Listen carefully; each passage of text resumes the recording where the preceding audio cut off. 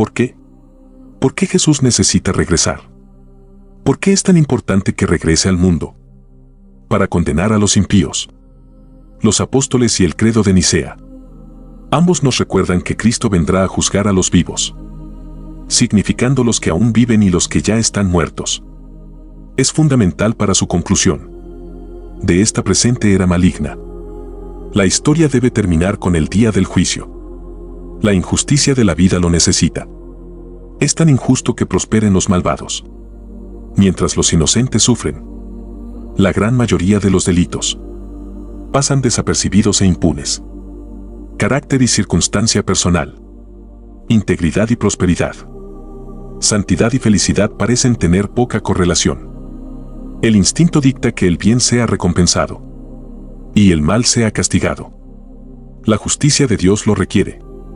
Su bondad ha puesto en duda si nunca corrigió los errores que permitió.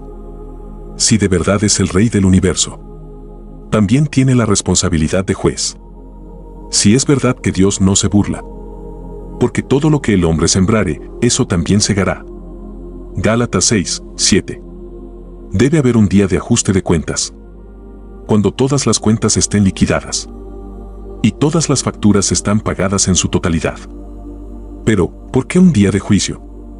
Dado que la muerte acaba con la oportunidad y arregla un abismo entre lo bueno y lo malo, ¿por qué no se juzga a cada persona en el momento de la muerte, pero en cambio se mantiene esperando hasta que toda la raza humana esté en el banquillo de los acusados?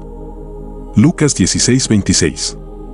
Y además de todo esto entre nosotros y tú, hay un gran golfo arreglado, para que los que pasen de aquí a vosotros no puedan tampoco pasar los que vendrían de allí.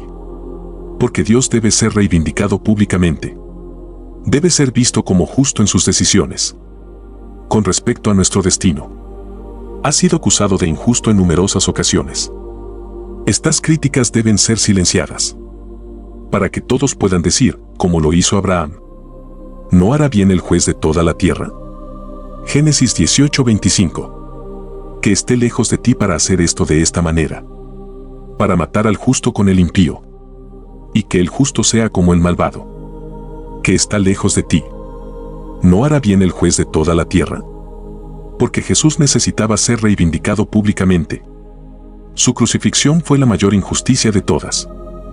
El día más oscuro, literalmente, en la historia de la humanidad. La última vista que el mundo vio de él era un criminal caído en desgracia. Todos deben estar presentes para presenciar la revocación de los veredictos. Porque el pueblo del Señor debe ser reivindicado públicamente. Eligieron el lado de Dios y la verdad, pero en un mundo perverso pagaron el precio, a menudo con sus vidas para tomar una posición. Estas son las personas a las que se refirió Jesús como sus hermanos y hermanas. Deben ser honrados en la presencia de quienes los trataban con desprecio y odio. Hebreos 2:11. Porque tanto el que santifica y los santificados son todos de uno, por lo cual no se avergüenza de llamarlos hermanos. Mateo 25:40. Y el rey les responderá y les dirá: de cierto os digo que en cuanto lo habéis hecho a uno de los más pequeños de estos, hermanos míos, me lo habéis hecho. Entonces llegará el día en que se hará justicia. Cada ser humano tiene dos compromisos futuros, ninguno de los cuales se puede ingresar en un diario o marcado en un calendario. La primera cita es diferente para cada uno. El segundo es el mismo para todos. Y como está establecido para los hombres, quiere morir. Pero después de esto el juicio. Hebreos 9:27. Muchos imaginan que este tamaño tan grande estará en el cielo, quizás debido a la noción equivocada, que todos van al cielo cuando mueren. Los cristianos pueden confundir el trono en Apocalipsis 4-5 y un gran trono blanco en Apocalipsis 20:11. Uno es el trono de Dios en el cielo y el otro es el trono de Cristo en la tierra. Apocalipsis 20:11. Y vi un gran trono blanco, y el que estaba sentado en él, de cuya faz la tierra y el cielo huyó, y no se encontró lugar para él. Los humanos serán juzgados aquí en la tierra. Este es el lugar donde han vivido en pecado. Este es el punto en el que se decidirá su destino. ¿Cómo podría un Dios santo permitir que los pecadores entren al cielo, aunque sea por un solo día? Por supuesto, muchos ya habrán muerto y necesitarán ser devueltos a la vida para ser juzgados. La Biblia anticipa la resurrección, tanto de los impíos como de los justos. Daniel 12, 2. Y muchos de los que durmieron en el polvo de la tierra despertarán a algunos a la vida eterna, y otros para vergüenza y eterno desprecio. Juan 5:29. Y saldrá los que hicieron bien a resurrección de vida, y los que han hecho el mal a la resurrección de condenación. Hechos 24:15. Y tengan esperanza en Dios, que ellos también permiten que habrá una resurrección de los muertos, tanto del justo como del injusto. Hades, la morada de los espíritus difuntos, liberará a sus habitantes para que se encarnen. Todos, ya sean enterrados, incinerados o perdidos en el mar, comparecerán ante su juez una vez más en la tierra. Apocalipsis 20, 12-13. Y vi a los muertos grandes y pequeños de pie ante el trono, y se abrieron los libros. Se abrió otro libro, que es el libro de la vida. Los muertos fueron juzgados según lo que habían hecho, como se registra en los libros. El mar dio los muertos que había en él, y la muerte y el Hades entregaron los muertos que había en ellos, y cada uno fue juzgado según lo que había hecho. El Nuevo Testamento enseña que habrá 2 días de resurrección separadas por el milenio. Apocalipsis 20, 4-6. Y vi tronos y se sentaron sobre ellos, y se les dio juicio. Y vi almas de los que fueron decapitados por el testimonio de Jesús y por la palabra de Dios, y que no había adorado a la bestia, ni su imagen, ni había recibido su marca en sus frentes o en sus manos. Y vivieron y reinaron con Cristo 1000 años. Pero el resto de los muertos no volvieron a vivir hasta que se cumplieron los 1000 años. Esta es la primera resurrección. Bienaventurado y santo el que tiene parte en la primera resurrección. En tal, la segunda muerte no tiene poder, pero serán sacerdotes de Dios y de Cristo, y reinará con él 1000 años. En realidad, si se incluye el primer domingo de Pascua, hay 3. 1 Corintios 15, 23-24. Pero cada uno a su vez, Cristo las primicias luego, cuando venga los que le pertenecen. Entonces vendrá el fin, cuando entregue el reino a Dios el Padre, después de haber destruido todo dominio, autoridad y poder. Los seres humanos serán juzgados en esta tierra por un ser humano. Esto es una verdadera sorpresa a los que esperan que Dios mismo sea el juez. Pero ha delegado esa función a uno de nosotros, porque ha establecido un día en el que juzgará el mundo en justicia por aquel hombre a quien ha ordenado. Hechos 17:31.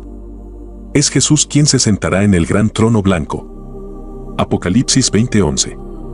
Porque es necesario que todos comparezcamos ante el tribunal de Cristo. 2 Corintios 5:10. A lo largo de su ministerio terrenal, Jesús afirmó con frecuencia que tenía la autoridad para decidir el destino eterno de naciones e individuos. Mateo 7, 21-23. No todo el que me dice, Señor, Señor, entrará en el reino de los cielos, pero solo el que hace la voluntad de mi Padre, que está en el cielo. Muchos me dirán ese día, Señor, Señor, ¿no profetizamos en tu nombre? ¿Y en tu nombre expulsaremos demonios? ¿Y en tu nombre realizaremos muchos milagros? Entonces les diré claramente, nunca os conocí, lejos de mí, malhechores. Mateo 13, 41-43. El Hijo del Hombre enviará a sus ángeles, y arrancarán la maleza de su reino. Todo lo que causa pecado y todos los que hacen el mal, los arrojarán al horno ardiente, donde habrá llanto y crujir de dientes. Entonces los justos brillarán como el sol en el reino de su Padre. El que tenga oídos, que oiga. Mateo 25, 30-33. Y echa fuera a ese sirviente inútil, en las tinieblas donde habrá llanto y crujir de dientes. Cuando el Hijo del Hombre venga en su gloria, y todos los ángeles con él, se sentará en su trono glorioso. Todas las naciones se reunirán delante de él, y separará a las personas unas de otras, como un pastor separa las ovejas de las cabras. Pondrá la oveja a su derecha, y las cabras a su izquierda. Tal afirmación solo puede explicarse de una de estas tres maneras. Estaba loco, malo Dios. Era un lunático, un mentiroso o el Señor. Solo si fuera el Dios hombre, divino y humano al mismo tiempo, estaría perfectamente calificado para ser el juez de todos. Y ya ha hecho todo lo posible para salvarnos de la prueba. Debido a su naturaleza dual, Jesús puede administrar justicia perfecta. Su humanidad le permite comprender. Ha vivido en nuestro mundo, bajo nuestras presiones, con nuestras tentaciones, sin ventajas, y sin embargo sin pecado. Su divinidad le otorga conocimiento. Él nos conoce de cabo a rabo nuestros pecados ocultos, palabras descuidadas, motivos ocultos y emociones más profundas. Sus decisiones serán completamente justas. Por otro lado, tendrá en cuenta nuestro conocimiento o ignorancia de lo que es correcto y malo a los ojos de Dios. La Biblia declara inequívocamente que seremos juzgados según la luz que hemos recibido. Si es la plena luz del Evangelio, media luz de los 10 mandamientos, o una luz menor que brilla a través de la creación exterior y la conciencia interior. Romanos 1:20. Por las cosas invisibles de Él, desde la creación del mundo se ven claramente. Ser entendido por las cosas que se hacen, incluso su poder eterno y divinidad, para que no tengan excusa. Romanos 2:12-16. Todos los que pecan sin la ley, también perecerán sin la ley. Y todos los que pecan bajo la ley, por la ley serán juzgados. Porque no son los que escuchan la ley, que son justos a los ojos de Dios, pero son los que obedecen la ley, quienes serán declarados justos. De hecho, cuando los gentiles que no tienen la ley hacen por naturaleza cosas requeridas por la ley, son una ley para ellos mismos. Aunque no lo tengan la ley, demuestran que los requisitos de la ley están escritos en sus corazones.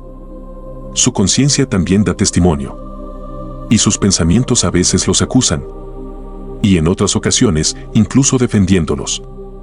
Esto ocurrirá el día cuando Dios juzgue los secretos de las personas a través de Jesucristo, como declara mi Evangelio.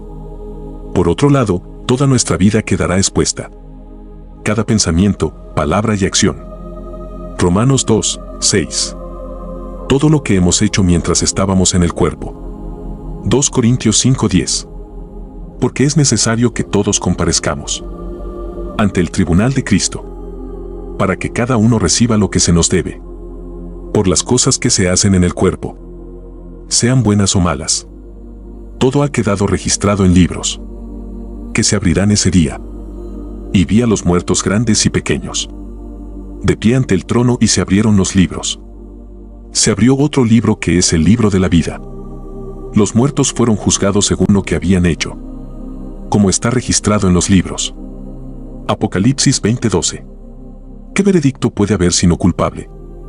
Quien siempre ha hecho lo que sabía que era correcto, incluso si su única guía fuera su propia conciencia.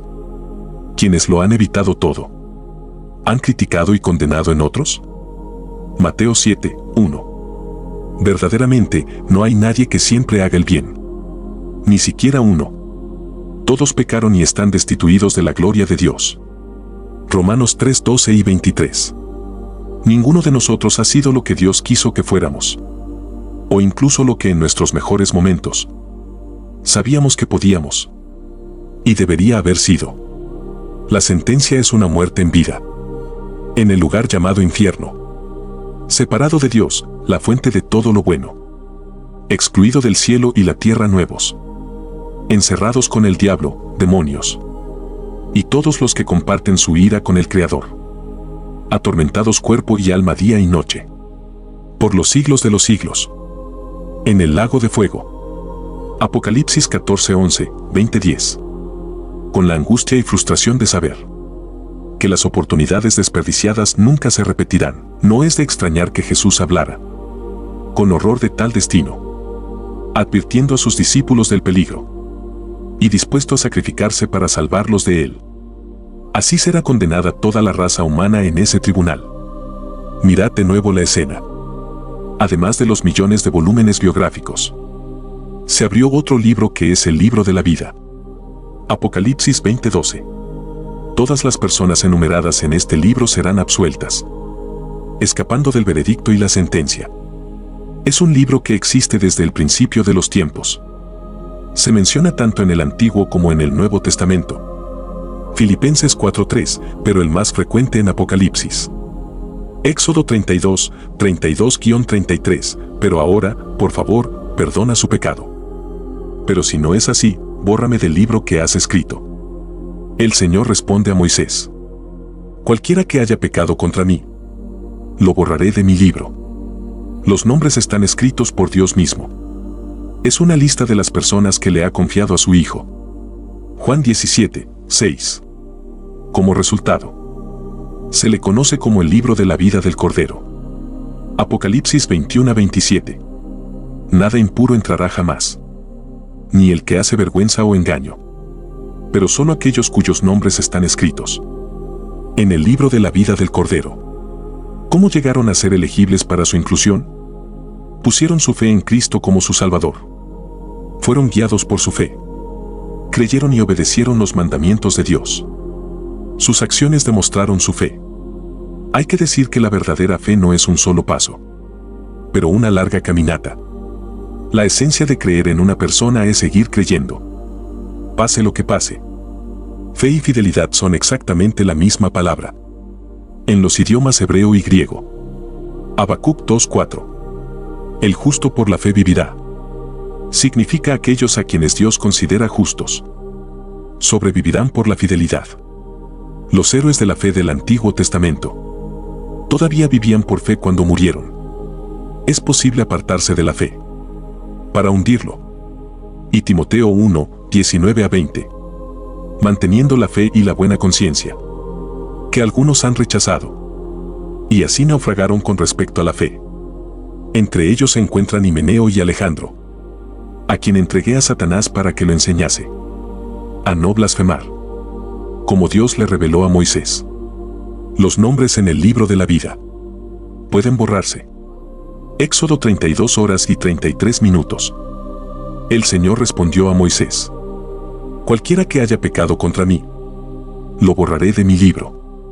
Solo el nombre de los que permanecen fieles, que superan todas las presiones para desconfiar y desobedecer, permanecerán hasta el día en que el libro se abra de manera concluyente.